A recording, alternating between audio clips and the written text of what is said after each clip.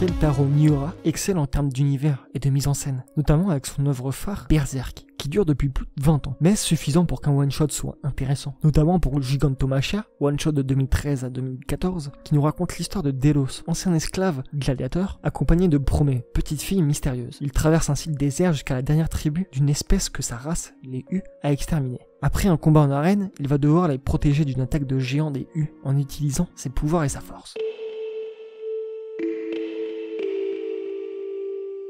Le trait et le talent de Miura n'est plus à prouver, car ce manga est magnifique plastiquement, esthétiquement, en découpage, en chara-design. Ce n'est par contre pas des éléments suffisants pour être complet. Mais ce n'est pas le cas ici. On a une impression de gigantisme omniprésente quand des géants s'affrontent de par le choix des plans. Ici, des contre-plongées amplifient ce sentiment de supériorité, de divinité, tout en ayant une mobilité et une fluidité propres aux humains ou aux plans à taille humaine. Et surtout ce sentiment de gigantisme qui n'est pas uniquement dans la grandeur, le grandiose, mais aussi dans le dérangeant, le bizarre, et ce par la mise en scène, mais également le chara-design qui est entre le pantin et le monstre titan. Ils sont autant imposants qu'inquiétants. Et ici les combats, on est dans le spectaculaire avec des prises de lutte gargantuesques amplifiées par la taille. Ça peut nous faire penser à du Pacific Rim, notamment dans les scènes aériennes, et chaque coup est impactant. On comprend les blessures que cela inflige, la fatigue que cela implique. Tout est parfait car le but des combats est d'être éreintant, de prendre des coups pour mieux en mettre, notamment via une présentation du corps et de ses caractéristiques, comme dans un livre de SVT.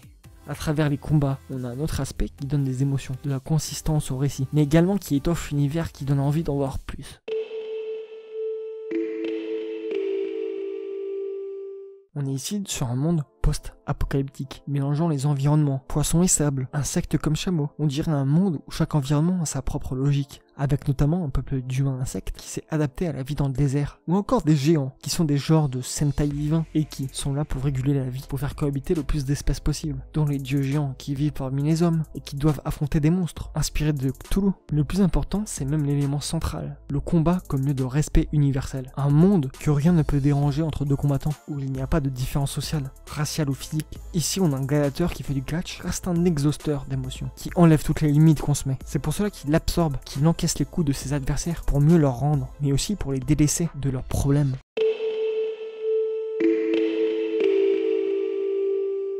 En à peu près 200 pages, Miura arrive à nous intéresser via un choix artistique et narratif des combats en lien avec son univers riche et varié. C'est suffisant pour maintenir un intérêt, et vouloir en savoir plus, et avoir un sentiment d'être en face d'une œuvre gigantesque qui n'a montré que la préface de son histoire.